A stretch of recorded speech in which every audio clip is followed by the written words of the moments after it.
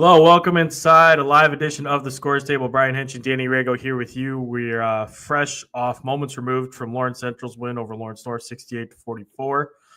When we planned this show, we thought that game was going to be a little bit closer than it was, which probably explains why there's two people watching. We'll get them on the replay. But I mean, Danny, I wasn't expecting that. Broad thought. I'll start with the beginning. That felt like we want to send a message. We want to prove something right out of the gates. And my God, they did. Lawrence Central did. Yeah, I mean, I think the new video intro to the show was more interesting than the outcome of that game. Really, I mean, they just came out. What did they score the first 15 points of the game? Yep, like 15-2, 13-0, and 15-2. Yeah, and look.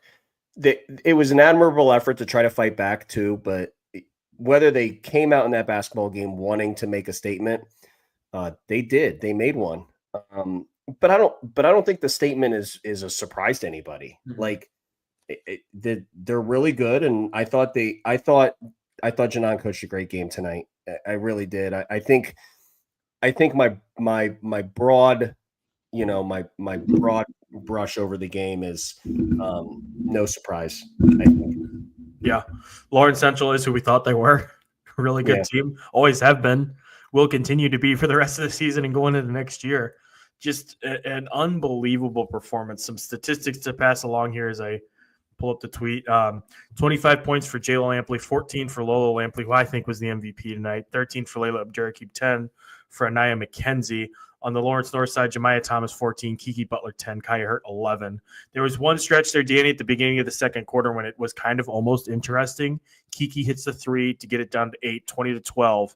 And then Lawrence Central does what they've done to so many other teams. It's like they give you just that little glimmer of hope, and then they take it away and beat you over the head with it. And that's what they did, a 10-2 run, 12-2, and it just keeps ballooning and ballooning and ballooning. And then before you know it, it's pushing 20 points by the time we're early in the third quarter, and it's like, where did this come from? There was a little sequence there where Jayla had, I have it marked down here, back-to-back threes. I think one of them came off a steal too. Like, they're just getting anything and everything they wanted, and they were executing it all to perfection. It was incredible to watch. Yeah, Jayla had game high honors and played really well, both ends of the floor. But with her, I think she missed her first three. Her second three, which was in that 15-0 run to start the basketball game, actually banked in. And you hear people talk about it all the time. Sometimes shooters and scorers just need to see the ball go in, because the next 3 or 4 times she put the ball in the air, I mean, they were true. So she found her rhythm very early. I don't think the outcome changes one bit, and I don't think her statistical line changes one bit if that first three doesn't go in. I think she would have eventually found her rhythm, but that's the kind of night that it was, Jayla gets one to go down early and it just jogs back on defense and makes the next play and then comes down. And you talked about the walk-up three. Like, that three was pretty cold. Like, it was, I mean, it was at the back end of a double-digit run. And you started to see kind of the LC emotion, but yeah, you need not watch past the first 4 minutes. Yeah, it was 4 or 5 minutes. It was 11-0 less than 2 minutes into the game. I forgot to mention that at the top, and that's on me. 11-0, 2 minutes into the game. Like I said, they were looking to send a message and not to be crass, but to shove it, and they did. And I mean, that's what you expect from these rivalry games. That's what you expect from these two teams specifically. And you tip your cap to, if you're LN, you just have to. Here's Jayla and Lola Lampley on LC's start tonight. It all started on defense. Coming into the game, when coaches put so much effort into our scouting report, and we were mainly focused on our defense, and the offense will come, and that's what happened to start. Yeah, kind of like what Coach said earlier. We learned from our mistakes from last game in the Marion County. Just to update you guys, we only beat them by 1 point last time. So just us holding each other accountable in practice every day, just picking up the intensity in practice, that's really when it started. And I feel like that's what helped us, come out and have a big spark to start out the game. With it being a rivalry game on the road, was there just that little bit of extra spark, a little bit of extra edge for you guys as players coming in? Absolutely. You need a little bit of everything. You need the bench, you need your supporters. Sometimes you even need your opponents just to motivate you and give you energy and just playing off of each other. Most definitely. And staying under control is always the biggest part. But yes, it definitely gave us a little spark. Jayla Lampley on the start there for Lawrence Central, and that's a smart interview, man. Like talking about how the atmosphere and the other team gave them energy. Mm-hmm. That place was wild. Yeah, like that place was wild, and it's been a very long time, and partly because of just coincidence of having the sectional at Lawrence Central. I think maybe last year. And then the Jack Kiefer renovations that they were going through with their gymnasium. We haven't seen a Lawrence North game at Lawrence North in a very long time. At least I haven't. And it was electric in there. And you could tell Lawrence Central fed off of that. For sure fed off of that. That was one of the better atmospheres that I've been part of this year. I mean, the lower bowl was filled in pretty well. There were people scattered across the top. It was loud.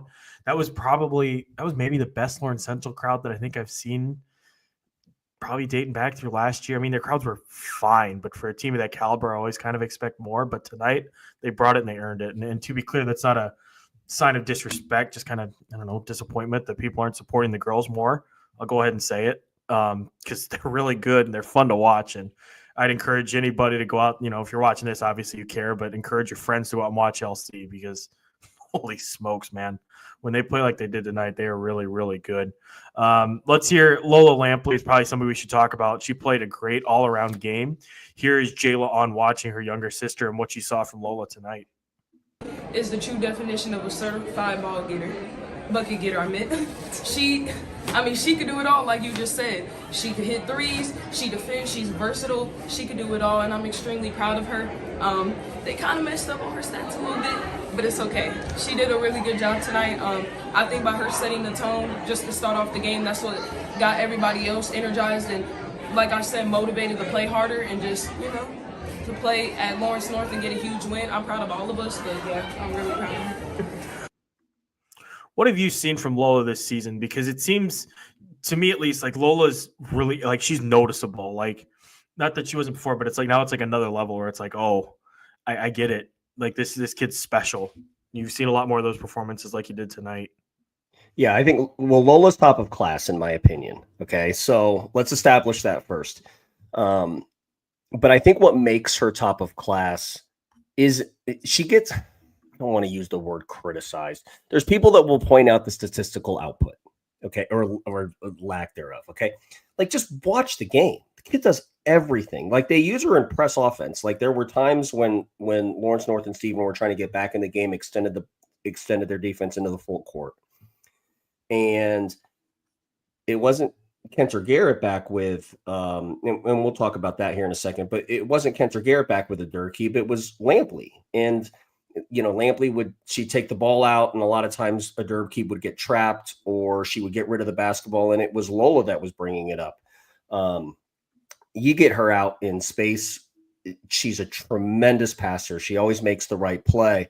But doesn't seem like in these big games she makes shots too? Mm-hmm. And because we talked about Jayla's, we talked about her bank three and then the 2 threes that followed that. But in that run too, Lola had a 3, and that's the 3 that caused Steven to call a timeout. And if you just watch Lola walk off the floor, like, she just kind of had this look. It was just like, good try, like, good try. But she's got big game DNA. And it's no question that why she goes out, like, because people have heard me say this in the last couple of weeks, like, you can't politicize your way on to the USA basketball team. Okay. Like, you can barely politicize your way into the camp, but you have to ball out there against the best players in the country within your class. And she's made that team not once, but twice. And she's been a key piece to both FIBA gold medals. She just has this gene that is just, when the lights are bright and when you're on the road playing your rival, that she's just going to come out and just do everything, but she rebounded tonight. She guarded tonight. One of the things that I will touch on a little bit later, but I thought the key to the basketball game was really Lawrence Central keeping Lawrence North off balance with changing defenses. Lola is such a luxury on the defensive side too, because she closes gaps. Like, I don't know if it was intentional. This is just kind of what I saw on film, but it seemed like they were focused on paint congestion. They didn't want Kiki Butler in the paint. They didn't want Kaya Hurt in the paint. They smothered Jemiah. Yes, there were blankets just shaded over Jemiah, but they didn't want the ball in the middle of the floor. Okay. The thing about that is Lola, when she plays off the ball, is so quick in ball rotation and closeouts. Like, she was congesting the paint with 2 feet in the paint, but then she could still fan out and contest shots, whether it was Bentley or Roberts or Ridley or she definitely knew where Hurt and Butler were. But even with those other kids, she would just get out and get a hand in their face. Her sister's right. She was awesome tonight. Like, there were a couple, like that one pass that she had that kind of no look to Jayla. That was sweet. It was really, really sweet. That was a beautiful segue because I asked the girls about that. Let's hear what they had to say. Through that basket that you guys teamed up there on that little no-looker down the stretch. So, Jayla, she was hot all game. I had to hit her. I have both great shooters, Layla and Jayla. I'm like, in my brain, I'm like, which one do I want? But I had her in my right hand. I just knew that I I was would going to say get there. if Lola has the ball in transition, wide open, just run. Just give us the tempo. Because either she going to throw it behind the back or it's going to be some type of move to get the crowd going, and that's exactly what happened. I jokingly asked Jayla if maybe her sister, she wished she would have put a little more pizzazz on it and gone behind the back or something, spruced it up a little bit. She said no, if she would have, Jayla might have dropped the shot or missed the pass or something. But that was the perfect end to that game for LC. It was kind of like the final exclamation point. Lola comes off, grin and ear from here. I don't know how you couldn't. I had moved over and was talking to Ellen's volleyball coach. And we were kind of watching from above, and to watch from directly above, it's just like, oh my God. That was just unbelievable. And like I said, I couldn't have think of a better way to slam an exclamation point on a win over a rival like that. I thought she was going behind the back. That's because I've seen her do it. Like, she's done it more than a couple of times. But that would have been fun. But it was a nice way to kind of punctuate the night. They had a lot of fun. 2 more audio clips, and then one other thing that we wanted to talk about, just a lineup change. So we'll play those clips back to back, and then we'll move on to a couple other things before we get out of here. To HSE, as players, how did you take that, and how has this team responded since that game? Honestly, it was a learning lesson for us. A lot of people can say whatever they want to say, but like we said, every day, the only team that could beat us is ourselves, and I feel like we beat ourselves up that game. And again, it motivated us in practice. It inspired us to want to do better, because what really matters is the state tournament. So we'd rather take that loss and be ready for state than, not win when it's time. I think they stepped up, but we've seen it in practice. So we were fully confident with them, especially starting one of our freshmen, Amaya Sowell. She did a very good job handling that. Her self-control, her emotions, everything was fine. Of course, here and there we had a couple plays, but they're freshmen at the end of the day. But they earned it in practice, and that's what they showed on the court today. So I'm very proud of them. We're all proud of them. Amaya Sowell started tonight over Mariah Garrett. I talked to them about that afterwards, the decision to win that, and I think they were just trying to give Ellen a different look. See how it worked out. And then talking to Jadon Lampley, Elsie's coach, afterwards, she mentioned just the luxury that it is, because they are a young and not very deep team. The luxury that it is to have a player like Garrett, who's played in a state championship game and is a key piece for this team, to have that experience available to them off the bench. Garrett, I don't think she came in until the second quarter, which speaks to just how well the freshmen have been playing, I suppose. But it's interesting just how they're tweaking some things and moving some pieces around here to prepare for the tournament run, and how they're addressing, what is potentially their one weakness that kind of gets overshadowed because they are so top-heavy talented, but it's not a very deep team, and Jadon's been very open and forthright about that since the beginning. It seemed calculated tonight, the Lawrence Central subbing more. It seemed calculated. It seemed like, hey, we need to develop our bench, whether it be because of foul trouble. There were a lot of times – it's obvious when you have talents like McKenzie and Abdur-Rakib and Lampley, like, why would you ever take them off the floor? Mm-hmm. But there were times where just like 2 of them were on the floor. Like they played Hyatt a lot tonight too. Kentor Garrett got a lot of second half minutes. They started so well. But there were times that the thing that I would point to there is one, you saw a lot of communication with the rest of the Lawrence Central team with the young kids. Okay. So just talking about different plays they make on the offensive and defensive side, Lola specifically. Layla always talks. She's a tremendous leader, tremendous point guard, but those two kids were always talking, always communicating. And that's a settling thing for I'm sure their minds were going pretty quick. The second thing I would point out, and I'll combine it with one of my other points. Lawrence Central kept Lawrence North off balance all night because they switched defenses so often. Mm-hmm. And they didn't wait for Lawrence North to be effective against one defense before they would change to another. But they started in their 1-3-1 kind of 3-quarter. We saw some 2-2-1 half court. We saw some 2-3. It seemed like we saw more man tonight than we had seen in a while too. So they're at times, I think Lawrence North, and we'll get to their side of it. There wasn't a lot of player movement. There wasn't a lot of ball movement when they were attacking the zone. They weren't getting into the gaps because the gaps were like a little sliver. But a lot of that is a credit to how Lawrence Central changed defenses. To double back to that point, that's a difficult thing for a freshman to do. Like play defense at that high of a level that Lampley and Abdurkeeb and McKenzie do. To maintain that high level through all of the different changes, they would have done what they did to Lawrence North to a lot of really good basketball teams tonight. I'll move us over to the Lawrence North side. They were getting some open shots early, and having seen them now the past couple Saturdays, first against Valpo, then against Noblesville, there were shots that they were hitting during those games. I think I mentioned that too during the game, and tonight they just weren't going. And it's like that happened early. It also felt like they were trying to keep pace with LC, like they wanted to try and make it a track meet too, which while LN is really good, I think Donna Buckley even said, they're right up there with LC in terms of being able to play in transition. Didn't work. Like that's one of those where like it's almost forced you to go back to the drawing board and rethink and maybe just try to reinvent the wheel a little bit with your group, because trying to keep pace, I mean, we saw it happen. You get an 11-0 run the other way and you're out of it, knocked out early.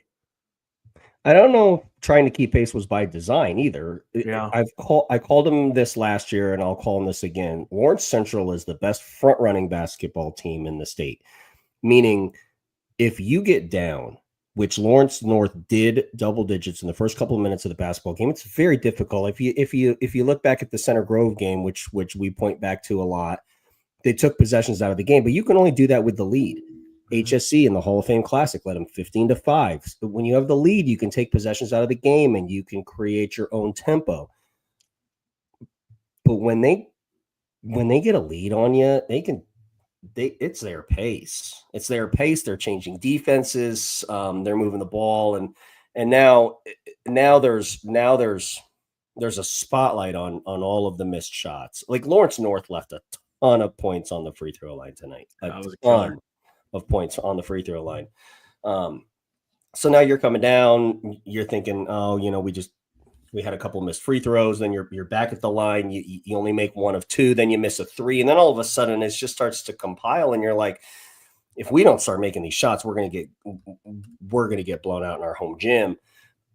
And then you make some uncharacteristic decisions, maybe some bad shots. Some of the younger kids. I think I saw a left-handed hook shot against a triple team at one point in time. Like that's the quality they were getting. And I credit Lawrence Central's defense, but I also credit the fact that they got out to a lead early. Really? So do you have any other LN thoughts before I cycle back to a big picture thing and move us off to some other things from the week? Yeah, I don't know where they go from here. You had mentioned that they spent a long time in the locker room. They're gonna have to find a way. I don't know who they have next. I know coming up they have a team out of Ohio by the name. The school's name is Big Walnut. They got a kid out there.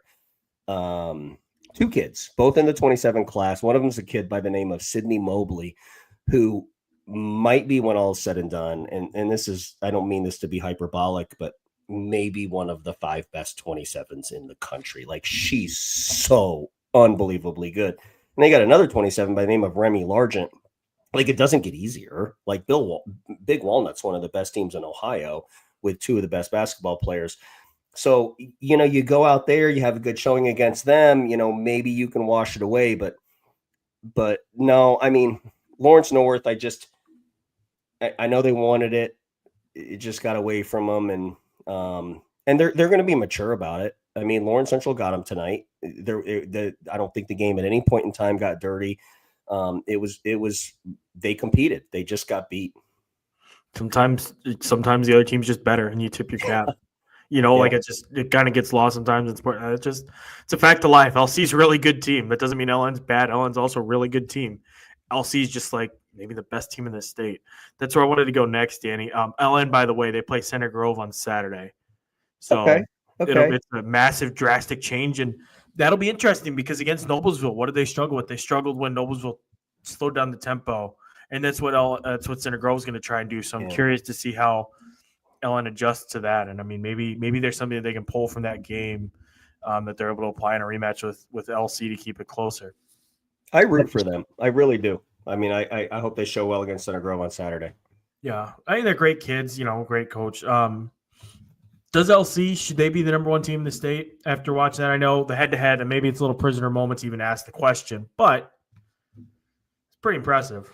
Should they be the number 1 team in the state, and are they the best team in the state? I think are 2 different questions, right? Should they be the number 1 team in the state? The answer to the question is no.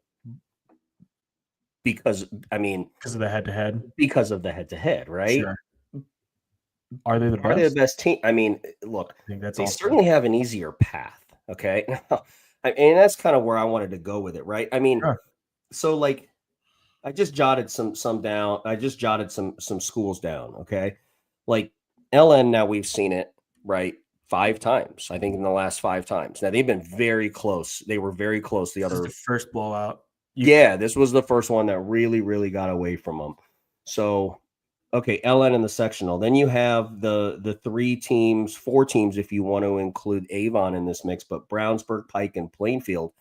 LC's only going to have to play one of them. Maybe. Okay? Well, yeah, and pausing on that, too, there's a chance because of this stupid thing they do with another random draw because traditions or whatever stupid thing they're saying. They could play Center Grove, Franklin Central, or they could play Greenfield Central, Mount Vernon, or Pendleton Heights. Like, they could play the winner of that sectional. Oh, is that right? Okay. Yeah. So there's a chance. That's right. Pendleton Heights goes south. There's a chance that they could draw Pendleton Heights, whom they beat pretty handily earlier this year. And then you look at semi-state, and they could avoid the Pike thing. They could get a team from down in the Evansville area. Let's just say for kicks and giggles that Evansville, let's just pick Evansville Harrison to not upset anybody. Let's say Evansville Harrison gets through.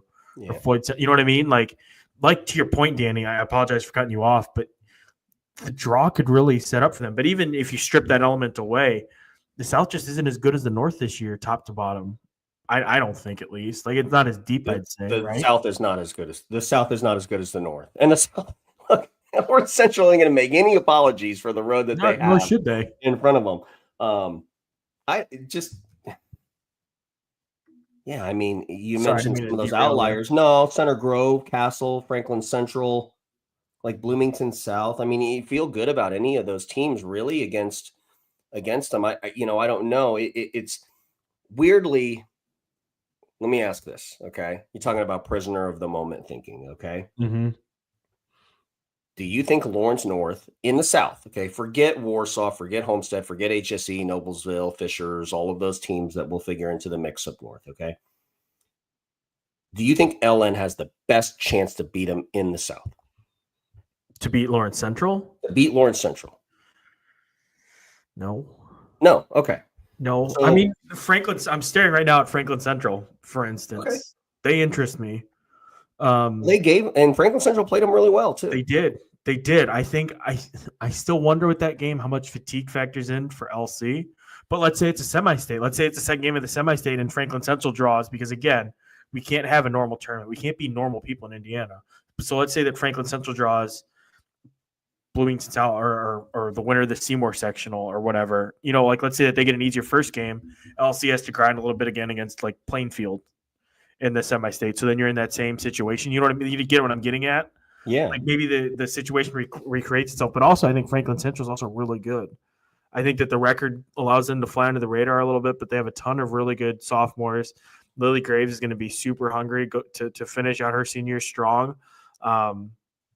So it feels like Franklin Central is one of those teams that's due for breakthrough, and maybe this is it. But obviously they have to get through Center Grove first. Center Grove, I just don't know if they have the firepower as they do. Something just is different about Center Grove this year. Not good or bad, just different. And seeing LC, that's tough. Brownsburg be really interesting just because the Avery Gordon of it all, but I don't know if they have the guards to match up with LC and how they'd handle the pressure. I mean, we've seen that a few times now that Plainfield Brownsburg, which we'll talk about here in a minute. I mean, the guard discrepancy there really got Brownsburg despite its best efforts. And LC, I mean, they just had D1 kids growing on trees at the guard position. Yeah, no so that's tough. Pendleton, we've seen. Mount Vernon, same thing. So yeah, I don't know. I guess I'd go with Franklin Central. Sorry for that long, rambly answer, but no, I mean, I think everybody's just kind of thinking the same thing as you were talking about it too. I mean, I think the point that I try to make is this: like, I mean, I think the way that it would work out in the North, I think it's very possible that you would have a semi-state that would have Warsaw, South Bend, Washington, Homestead, HSE, right? Like 4 teams that have better than a chance to beat Lawrence Central. Okay, so you look over on the South. Let's say that you like Plainfield. Okay, you like the coaching, you like the adjustments, you like the guards, you like the shooting, you like their ability to adjust within a basketball game, all of those things. Okay, I forgot them too, by the way. Sorry. Well, no, but there's a real chance that Plainfield doesn't get out of their own sectional. Like it just is a very difficult thing. It's not murderer's row, and it's not going to. If they end up getting to stay, it's not going to lessen it at all. That's not the point that I'm trying to make. The point that I'm trying to make is, who can beat them? You know, because there were a lot of people tonight that this is their game at home, and they were close last time. I was one of those people. Yeah, I'll be honest. I was. And LC said no. They said no. Yeah, they said no. So I think that's going to be interesting to see. I think first who comes out of the Brownsburg Pike Plainfield mess. LN, look, can they beat them in a section? Where is the sectional? Do we know that LN. yet? It's back at LN. All right. Crazy things have happened. It'd be a mammoth upset, to be clear. Plainfield too. I should have mentioned them in addition to Franklin Central. Maybe they get hot, but again, that's a lot of length to match up with for Plainfield. Well, Plainfield played them tough last year, right? In the semi-state, the first game of the semi-state. Yeah. Before they got to Center Grove. So I mean, Plainfield could do it. I mean, Hannah Mensa, the way that kid shoots the ball, holy smokes! And then Berkeley Williams when she gets going, and then the younger kids, and again, I'll dive deeper on Plainfield in a minute, but maybe those pieces come along. What about Bloomington South? Somebody asked about that in the comments. I have not had a chance to see them. I think you have though, right? You screened the Plain or the Center Grove game with Bloomington South. Yeah, I think it well, and I haven't seen them in a while. They're good. I mean, they have good players. We'll do a deeper dive on Bloomington South and look at them. I mean, I just have to look at them schematically and see what they're running and what pieces that are there. They're definitely an interesting basketball team. They had the game that I was gonna go see, I think, was Bloomington South, Center Grove, and Gilliard was out with a concussion. That's right. And so they ended up really giving it to Center Grove, which I think the reason why, we didn't lead the show with that is had Gilliard played, I think there's a real good chance that we would have, but I think we need to see more from Bloomington South yet. And that's okay. I mean, and look, that's not their fault that Gilliard had a concussion in the game before and sat the game out. That's not their fault. They just did their job. But they're beating the teams that they need to beat. I think Bischoff did play. There was a game where Bischoff and Gilliard both sat out, and I think Center Grove lost that one too. So I think Bischoff actually did play against Bloomington South. That was the white. But I'll do a deeper dive on Bloomington South. I know they've been all over your mentions and DMs about getting some eyes on them. So I'll do a deeper dive on that. And we'll take a look at them. Sure. The one thing that always, I'm a big strength of schedule guy, and it just I'm curious. They're not rated super high in that department on the Sagarin. They're rated 17 in the state, but 93rd toughest schedule. And just looking at it, just eyeballing it, it's fine. But like you said, the Center Grove one comes with just the fact that she didn't play. That doesn't mean they would have won with her. It just means that she didn't play. And that changes things for Center Grove. And the game that you're thinking of was the Whiteland game, which is 35-24. There's that little stretch there where they didn't have her, Bischoff, or Gilliard, and that's when Ava Grant kind of took over and did some great things for 24. Jalen Lampley had 25 tonight. Yeah. That was something else that somebody pointed out to me. I'll end it with this. Jayla and Lola, I think, had 20 points total combined in the first time that they played. For the whole game, 32 minutes. They had 20 points in the first 16 tonight. Yep. So that's a big thing. Danny, I'm impressed that we spent 30 minutes talking about a game that was not close, was not really interesting. I don't know how we did it. 2 minutes. I was logging in. I clicked in and I was like, we're going to talk 4 minutes about this game. That's what I was really worried about too. We hit the end of that audio and I was like, oh God. But there's some other stuff that I wanted to at least touch on. Addie Baxter broke the school's all-time scoring record, so now she has both the records for points and assists. Tip of the cap to Addie on that. One that came across my phone just as we went live from Zach Newby. Lanaya Wills at Lapel, 31 points, 19 rebounds. She got her 1,000th rebound tonight. I'm working on a story about Lanaya and just how she's led Lapel through what's been a really challenging season for them off the court. They're dealing with some different things off the court. She's done a great job with them. I'll have that story next week. A big game to watch coming up, Shelbyville versus Mount Vernon. Maybe not on everybody's radar, but it's a big conference match. Jayla Ash over there at Shelbyville. First freshman to start since Kylie Edwards, who's now a softball player at Mississippi State. She's their second leading scorer. Maddie Jones and Hannah Baker, who's their point guard, also having really good seasons. And then the city finals too, Danny boy. They're set. Chittard versus Cathedral. Chittard came away with a 58-45 win over Covenant Christian. And then I was there for the Cathedral Purdue Poly. I stayed for the first 3 quarters. It was close for the first quarter and a half or so. I was texting with you about it. Purdue Poly, as I pull up the young lady's name, they have a player. Janiyah Rogers. Tasia Briscoe, I think it was had the big game for them. Close. But Rogers, too, though. That's a name. That's their leading scorer, I think. I have this all written down. I took a bunch of notes. So you like Briscoe. Okay, yeah. Did, Rogers is leading them in scoring. That's what's crazy. So that's what stood out to me was she's third on the list, Briscoe, but she was great tonight. She's long. She's athletic. She's a ball handler. She was making some big plays for them, getting her teammates involved, all that, everything activated. She picks up her second foul like midway or early in the second quarter, whatever it was, and everything just kind of, the wheels fell off. It was crazy, and it was a 19-0 run the other way, and Cathedral, Purdue Poly made a little bit of a push there to make it interesting around halftime when Briscoe was forced back in, but just couldn't quite get it going. But they're an interesting team. I knew the record was good. They've played against some good teams and wanted to shout them out. But Briscoe was a really good game tonight. Rogers, like you mentioned, their leading scorer. They're a fun program, a cool program that won a sectional in their first year of postseason eligibility, as folks may recall. They're doing a good job over there. Yeah, I think the city tournament, I don't want to say it's more important for Cathedral than it is Chittard, but I feel better about the candidacy of Cathedral if they won the city. I think they need a kind of a flagship win. This is a really good opportunity in the city championship, hosting on their home floor, to be able to look down one of the classes best in Chittard and see if you can get them. But, we talked about Cathedral last time. Jada Wilson is back, Tiana Guy. So now you have both of them. They're bringing along their freshmen. During the summer, there was a kid that in their starting lineup by the name of Caroline Wiggins. She's a 2028 freshman. Mm-hmm. Coming into the year, she was one of the names that people expected a lot from.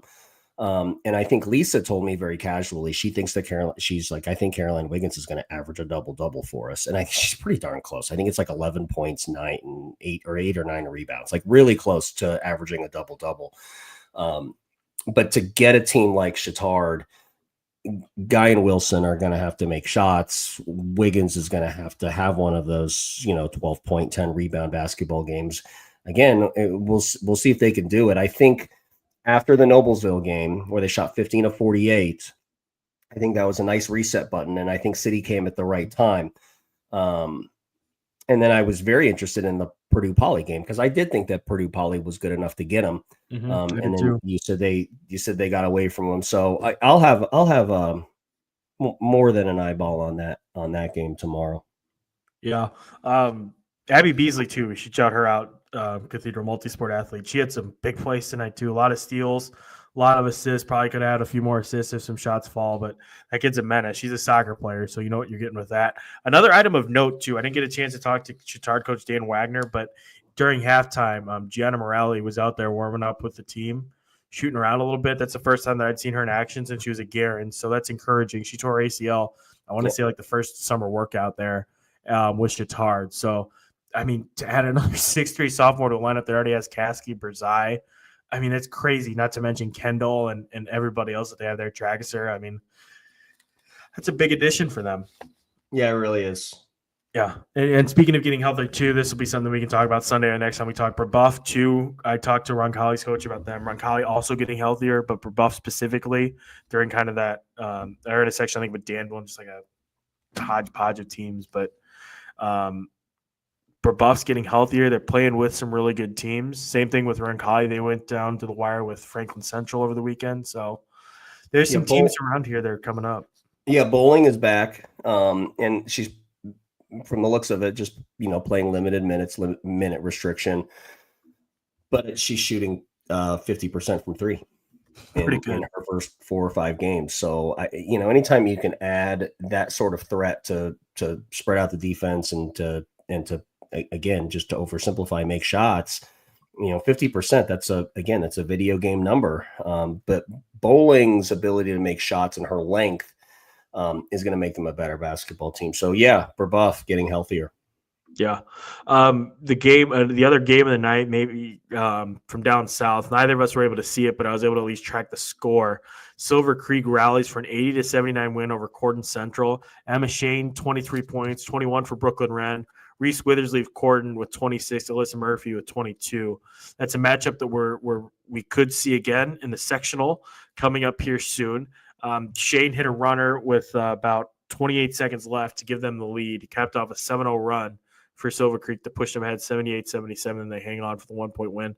It looked like Corden, though, was up 74-69 there late midway through the fourth quarter. So a really back and forth battle. That's going to be really fun when we see that again here in a couple weeks. The people on the south side of the state really like Corden Central. The first person to mention Corden Central to me was Holly Eves, head coach of South Knox. They were playing in, I don't think it was a holiday tournament, one of those multi-team tournaments from different areas. Corden Central had a nice win against Borden, and then played South Knox, outside of the Hall of Fame Classic. I think played them closer than anybody's played them all year. I think that was a single-digit deficit in that game. And they've got Corden Central. And again, I came home and immediately got on the app and started scouring the internet to see if I could get the Silver Creek Corden Central game to at least watch the fourth quarter. Because Silver Creek, just following and I think it's at Chris 75 Stoner, I think is one of the media guys down there, was like kind of live tweeting the stats in the game. I was kind of following it. A 9-2 run to close, that's quite the accomplishment. I think they turned them over a couple of times, and that's of particular note because Corden Central has 2 really good guards. One of them is a kid by the name of Alyssa Murphy, who there's a lot of people that think is one of the best point guards in the state. And she's played at some different high schools through her career. Her knee has been reconstructed a couple of times, and we've really been kind of robbed of what this career probably could have been if it was all in one big long chunk at one school or so on and so forth. But She's really good. She's a really good player. She leads them in scoring. She's shooting, I think, 34% from three. She deals out the assists. She's been in these big games before, and so Corden Central to me had an opportunity to make a statement, and without the win, did still make that statement. Okay, so now the question that was being posed to the people that I was watching the Lawrence Central Lawrence North game with, we were kind of talking about like, so I think we have to insert Corden Central now into this 3A mix in the South. That's insane. It's still Greensburg's world. I still think it's Greensburg's world. Okay. Silver Creek is down there. Corden Central is down there. Hank, help me out. Who else is down there? So Chittard is going to go south, right? Chittard, Danville's going to go south. Danville's going to go south. So yeah, I mean, everybody goes south except for Columbia City, Norwell, and Belmont. So the South, it is like the North in 4A. It's going to be Murderer's Row, and if Greensburg does come out of that, I think Greensburg is the best team there, and I would say that if Scott Shane was on here, they proved it too. Yes, they did. They beat him head to head, and we said the same thing about HSC and Lawrence Central. But Greensburg's the best team, and so then I did the same thing, and just in my head that we did with 4A, like who can beat them. Corden Central is very high on that list for who can beat Greensburg to take their ticket into downtown Indy.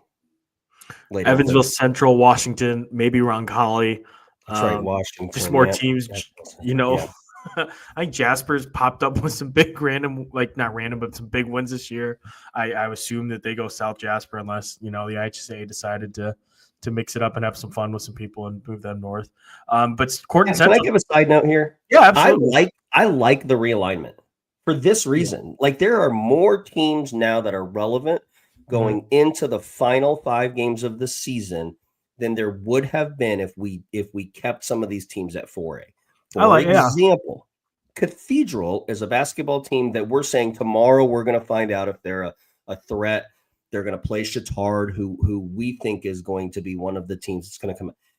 Look, I think I said the exact same thing on the last podcast. All due respect to my friend Lisa, I don't know if we would be, have that much interest in that basketball game. Yeah, the city championship is on the line, but Cathedral now I think is appropriately classified within a group of teams that are equally matched. Like, for example, if Cathedral ends up in the Final Four of the South or in semi-state, they're gonna have a chance. It's a great point. And I mean, Roncalli, Columbia City, fitting that bill as well.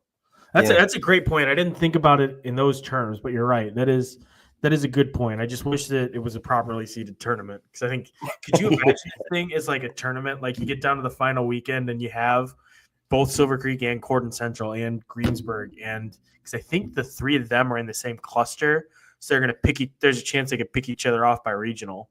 Yeah, which is asinine. Yeah, asinine. But let's just, I don't want to breeze over Silver Creek too much. That's a big time win on the road. Some of the well, I think there were only 2 clips that at Chris 75 Stoner had tweeted. You can call him by his name. Okay. That Chris had tweeted. I mean, it looked like that was a packed gym. Okay. Mm-hmm. That's a really good win. And I mentioned it a couple of weeks ago on one of our episodes that Emma Shane has really turned a corner to have 23, with the opposition of, Murphy and Withers and those kids in the opposite backcourt, is to have 23 again. I think she's shooting pretty close to 50% in the last 5 or 6 basketball games. I think she's averaging around 24, 25 points. That's a lot of points. 24, 25, kind of in that range. And then now you're talking about now she's making winning time plays, like the runner to give them the lead to stay. Now she's making big time plays in crunch time too. that's a basketball team that probably isn't the same basketball team that played Greensburg when they did play in that holiday tournament. I think it was the Evansville North Classic that Tyler put on. I think he matched up Greensburg and Silver Creek, two very different basketball teams. Now Silver Creek specifically is very different than they were when they played the first time. I would love to know what it did for Emma's just confidence, etc. When she had to lead the team for that stretch when Brooklyn Wren was out with injury. Because I mean, that's kind of when Emma Shane really had her coming out party, so to speak. I mean, she was putting up some really big numbers, and like you said, making those winning plays left and right with Wren on the bench, and Silver Creek needed those in order to win those games. I think you're exactly right. I think there's a direct correlation between the two, and I think the Wren injury, although nobody wanted to see it and it scared everybody, it has really turned into a really great thing for Scott Shane to kind of lean into, because he could develop Emma into a primary scorer. You also, with Wren also, now she's coming and playing with a different Emma Shane that was there before. So now there's another adjustment period, and they seem to have come through that. They scored 80 tonight, like 80. I think I saw John Harrell actually tweet that this is the biggest point production from two teams on the same floor in forever. I can't remember the time. Somebody can look up the tweet and correct me on this. Right now is was 159. Quick math there. 159 points is a ton. Wow. Yeah, most of this season, 80 to 79. It's the season. Yeah, this season. That's notable. Yeah, it is. And Shane and Wren, 23 and 21, 44 points. Really? A lot. What was that? That's a lot. Oh, sorry. I'm at the point now where I'm hearing things. The Murphy kid, did she transfer in from Kentucky, Ohio, Mercy? I remember her when she first got here. Yeah, Mercy is, I think it's an all-girls school or in the Louisville area. I think that's where Leah Macy maybe used to go before she transferred to Bethlehem. Leah Macy's going to be a McDonald's All-American. She's one of those kids that a lot of people they'll recognize that name. But they're a girls basketball like hotbed. The guy who coaches them is a big AAU guy named Nick. Everybody will know Nick, but yeah, I don't know the transfer. I don't know the entire transfer story of Alyssa Murphy, but I've known who she was, and I've been very familiar with her game for a very long time. She was like a heck of a fifth grade and sixth grade basketball player, like a really, really good kid. So we've been looking forward to this for a very long time. Now that she's healthy, she's good enough to win you a basketball game. She's really good. And so we'll see. But yeah, she came from Mercy in Louisville. We got some stats now from just Chitard.